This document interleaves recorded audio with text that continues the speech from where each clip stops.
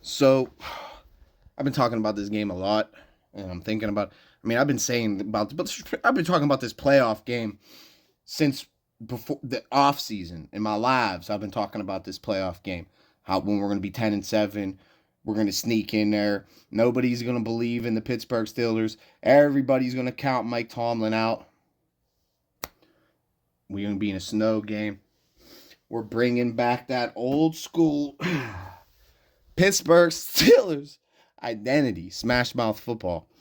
So the more I made the video, the live, I went on my rant, I went on my tangent about how disrespectful it is to make the Buffalo Bills a 10-point favorite. They're at home, they're a good team, but people just do not know about the Pittsburgh Steelers. They just do not know. They just do not know how bad Kenny Pickett is. They just do not know how bad the offense is. All this went on this season. We don't have an offensive coordinator. We have a third string quarterback. TJ Watt has been hurt. Micah Fitzpatrick's been hurt. Cam Hayward's been hurt. Those are 3 Hall of Famers right there. Deontay Johnson, our highest paid receiver, has been hurt. Was hurt for a majority of the season. Pat Fryermuth was hurt for like 4 to 5 weeks, was sidelined.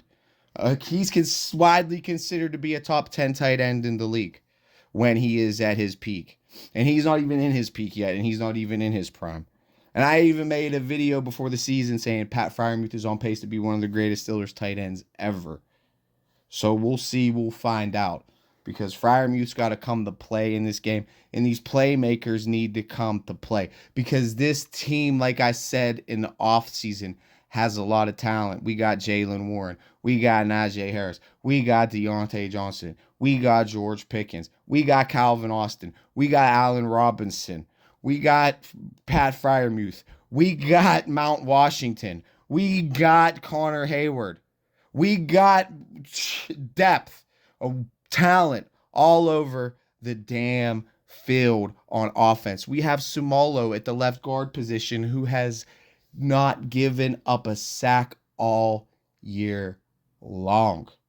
We have Mason Cole, who I've been very critical of, who has been turning it on and it being a part of that offensive line and getting the run game going. And he is starting to look better. James Daniels, Broderick Jones coming in, bringing new life to that offensive line. So this team has been progressing and it has been changing throughout the year so much. And Tomlin has players like Bo coming in there, playing lights out, making interceptions. He has players like Miles Jack, who's sitting on the couch, coming in the game, making plays.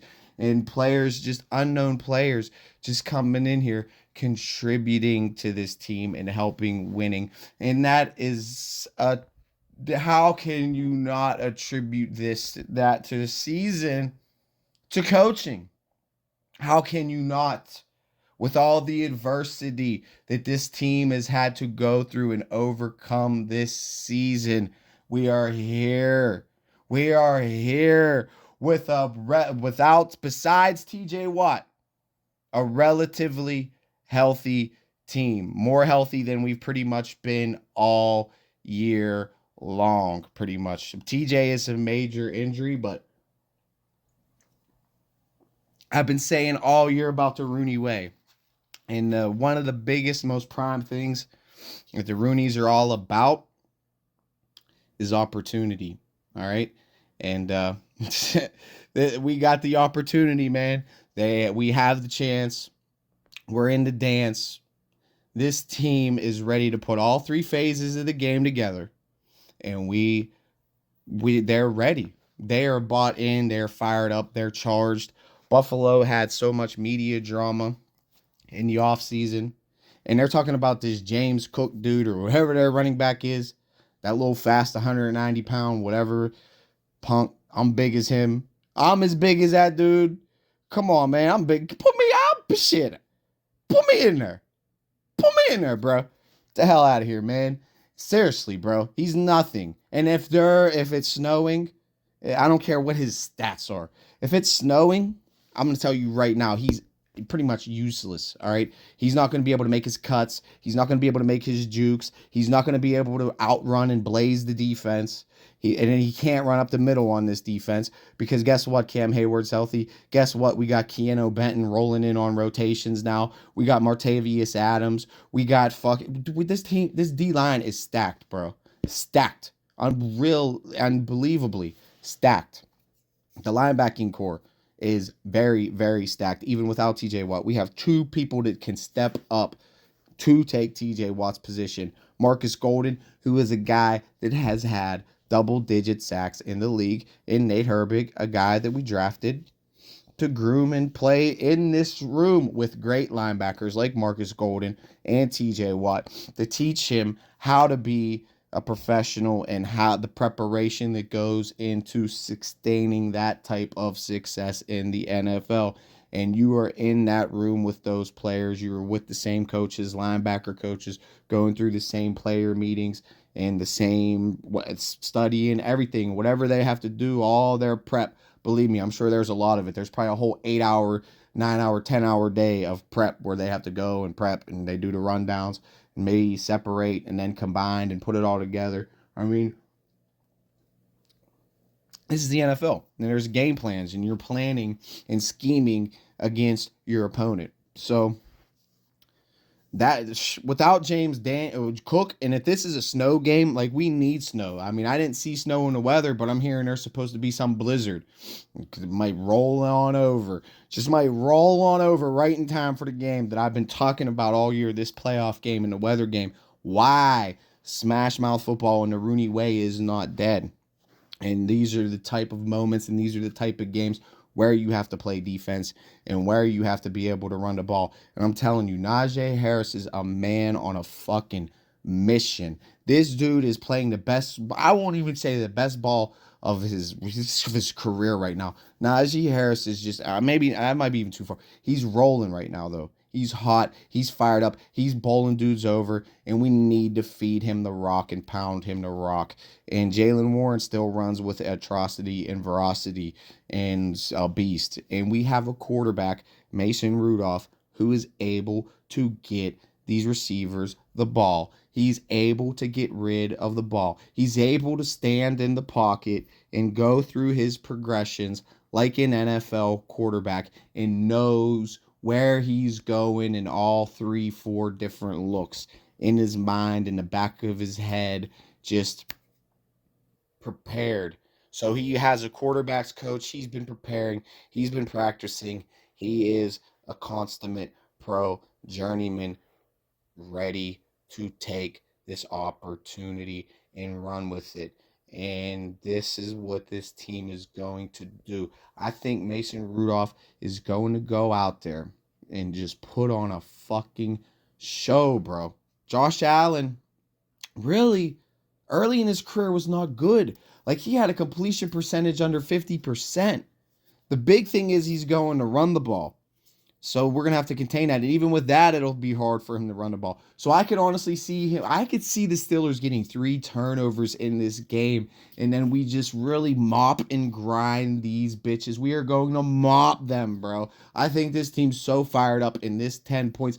Like, literally, the defense is going to be fucking charged. Najee Harris is going to be fucking charged. Jaylen Warren's going to be fucking charged. We got the power. This is the type of game. They don't got the power. They got Leonard Fournette. He's old. He don't got the power like Naj. Warren is probably even more powerful and more aggressive now at this stage in his career. They're hungry. All these players are hungry. Stephon Diggs ain't hungry. Josh Allen ain't hungry.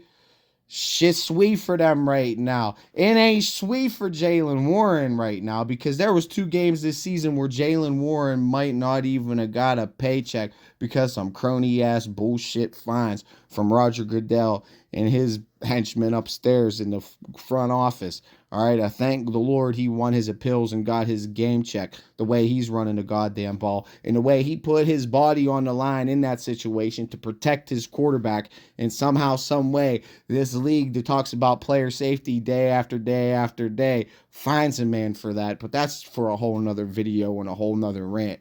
For real, for real. But this team is ready to go. And I really believe, like I've been saying, it's going to be a good. I really believe that we're going to come. See a Herbig interception, a Minka interception, and a Highsmith forced fumble on Josh Allen trying to do some slick shit, running the ball, getting scared, rolling out of the pocket, doing Kenny Pickett ass shit. When Mason's in there standing in the pocket, going through his reads like a pro, and getting it in all 25 different playmakers that he has at his disposal to dump the ball off to and let them do what they do and do work in the open field. Because this team, honestly, top to bottom offensively, is better. Better. We have more weapons than Buffalo. I don't know if our offensive line's better than Buffalo, but we got more weapons than Buffalo. We got two better. Both our running backs are better than any running back on their roster. Or their tight ends are so good. I'd say Pat Freiermuth is Bennett. I don't know. Knox is good. The Knox is good.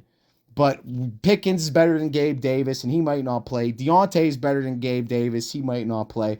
And I might even say if Deontay had a quarterback, he's right there with Stephon Diggs as one of the best route runners in the league. One of the best. One of the best. Sharp as a tack. If he could just be a little bit more sharper and cleaner with catching the ball. He's had some issues there. And maybe sometimes I get on Deontay too hard, but I can honestly see Deontay Johnson having a big, because he has been humbled and he's got his money and now he's trying to do all he can do to win, and he's been sidelined all year. George Pickens is hungry. Pat Freiermuth is hungry. These are all guys still on their rookie contracts. Hungry. And this is why players love to play for Tomlin. I already made a video talking about how, he puts these players on a pedestal to get money and give them the opportunity. And I'm telling you, this team, we are playing the best ball of our life. We haven't had offense all year long, and our defense hasn't had a break all year long. So I've been saying it that we have the best defense in the league. I don't care what the statistics show. We have the analytics in the PFF. The analytics is our offense is never on the field and our defense is always on the field, and that's why we've sustained so many injuries. But now we're healthy and we have an offense that's averaging the last 3 games 30 points a game. So we don't even need 30 points this game, Mason Rudolph. We don't need you to go out there and be Josh Allen and try to be Superman and throw it 95 yards down the field. I mean, if you got George Pickens one-on-one and you see he got a step, just put it where he can get it, and just boom. If he don't get it, he don't get it. Just don't give them it.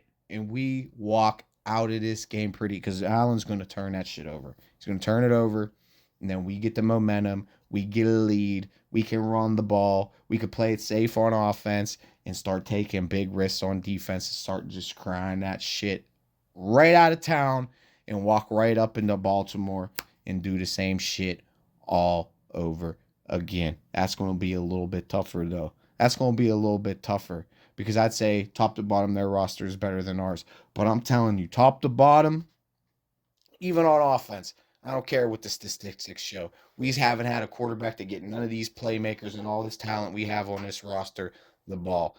And now we got the fucking ace in the motherfucking hole.